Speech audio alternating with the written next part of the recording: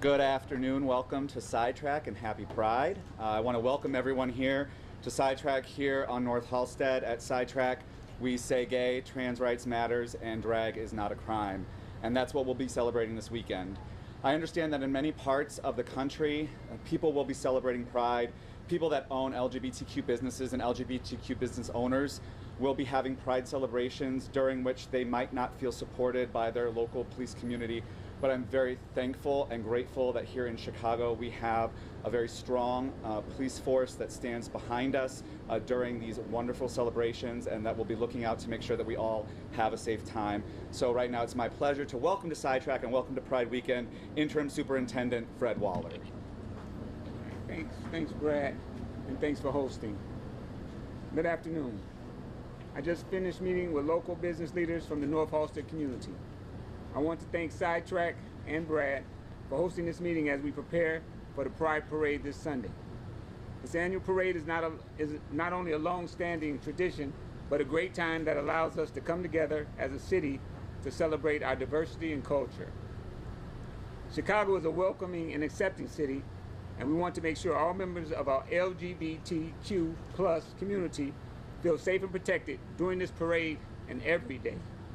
It's important to us that our visitors and fellow Chicagoans in the LGBTQ+ community know we are supporting them and advocating for them. We know we have more work to do, but we are committed to building trust and partnership with our LGBTQ+ community members. That's why we're here today. I wanted to come and personally meet with these local community members to assure them that we have plans in place to keep everyone, including the businesses in this corridor, safe before, during, and after the Pride Parade. We're going to have additional officers deployed to staff the parade route, and we're going to have our most experienced officers working throughout the night after the parade. We'll also have additional command posts set up so that we can better maintain communication and supervision across this area. I want to remind everyone to be responsible and aware of what's going on around you. Call 911 or let a nearby officer know if there's an emergency. We want everyone to come and enjoy the parade and have a safe time. We'll have officers out here all day so everyone can come down and celebrate safely. I'd now like to introduce Alderman Lawson. Good afternoon and welcome back to the 44th Ward. I am Alderman Bennett Lawson. I've been on the job about 6 weeks, so this is my first Pride Parade as Alderman, but far from my first parade in our community, our first Pride Parade. I want to welcome everybody that's coming to our community this weekend and offer, a great, safe, vibrant experience for everyone. We also want them all to get home safe. We've been working very closely with the police department, OEMC, and other city departments to make sure we have a well-run parade. We make tweaks and changes every year based on feedback from the previous, and so you'll see some of those things again this year. But I want to thank Superintendent Waller, Commander Gisani, and their teams for working closely with us to make sure we have a safe, enjoyable parade day for everyone. So thank you, and happy Pride. Thanks, Alderman. We'll now take a few questions. So go back to Chief Waller. I know. I'm more familiar with that. Go ahead.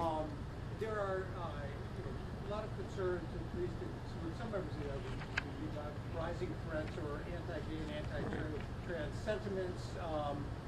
Is there any indication that there's any threats here in Chicago, and what is being done to sort of monitor for that?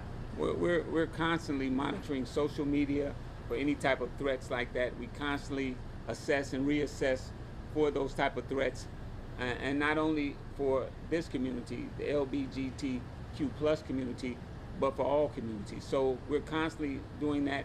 Of course, there's a special focus because of the Pride Parade, so we're constantly doing that. So our they used to be organized crime, but our counterterrorism unit, they do a great job of doing that, along with the federal assets that we have. So we follow that and monitor that closely. New York City is upping their security. Right. Is Chicago's security stepped up from where it was last year? How would you describe it? Well, it's always a work in progress. We have so many different events going on, but we have pushed so many officers into this. Again, along the parade route, some of the more officers who are used to doing more admin work during the daytime, but at night, when we usually have the problems, we have the more experienced street officers working during the night. Superintendent, will you have the manpower to staff this event as well as everything else that's going on? We will. We'll have the manpower. We've canceled some days off Sunday of every policeman who will be off Sunday. We've canceled that day off, so that'll give us a good additional, probably over 200 officers. So we'll have the manpower for this event and other events that we'll have. In Area 5, we have the reset. So it's a lot of things going on this weekend.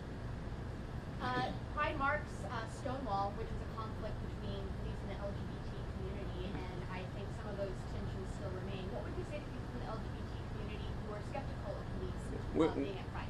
We're knocking down a lot of those walls. As I said in these remarks, Chicago is a welcoming and accepting city. This police department is a welcoming and accepting police department. We have liaisons in all these different communities, especially in the LGBTQ plus community. We have liaisons, and I think we've come a long way. I really do. From the time when I retired almost 3 years ago, the progress that I'm seeing is outstanding. Superintendent, I've got a two-part question. Right. The people that I speak with on the street just before I came up here, they have two concerns that they shared with me. One is the unfortunate reality of being aware of your surroundings and fearful of possible shooting event. They wanted to know if there were going to be a large presence of uniformed officers, and could you walk us through what it would look like for an individual to see something that doesn't look right, and how accessible are those officers going to be to them, and what should someone who sees something do in order to reach those officers? Well, the first thing you should do is call 911. But there'll be officers along the route, officers within the crowd, uniform officers that they can reach out to and say, hey, I just saw something, can you check it out? That officer will immediately get on the radio if he's not close to that area and radio to that area where they are. We have officers all along the route, all along the street, so we'll have a lot of officers out here that can answer something like that. And unfortunately, I think you said they were robbed or something happened to the people that you were saying. Yeah, that was the second part of my question. What sort of non-uniform police presence will there be? And this is just directly related to the fact that 4 people I spoke to out front all said that they were robbed last weekend for the fight. I'm not going, and I attended the Pride Fest myself. I'm not going to speak to what type of assets we have within the crowd that won't be uniform, but we definitely will have some undercover assets in that crowd. Last question. Last year there were some instances in the post-parade hours, Right. some mayhem, people taking over the streets. What's the plan to prevent that this year? That's always a challenge. We'll be cleaning up and opening up streets so we won't have that kind of barrage of people just forced into a certain area. So we'll be opening up the streets, and then we'll be moving people out of those areas so some of the residents can get back to some normalcy here. I mean, when we start going towards 2 o'clock, that 2 to 5 in the morning time, 2 days left. yeah, and that's what we want to avoid. And we've got enough officers here, and if we have to hold those people who are along that parade route, if we have to hold them over to assist us in that, we'll do that. Thank you very much. We're going to do a tour of your booth. You want to join us? All right, thank you all. I'm really not trying to trick you, but You can trip, Glenn.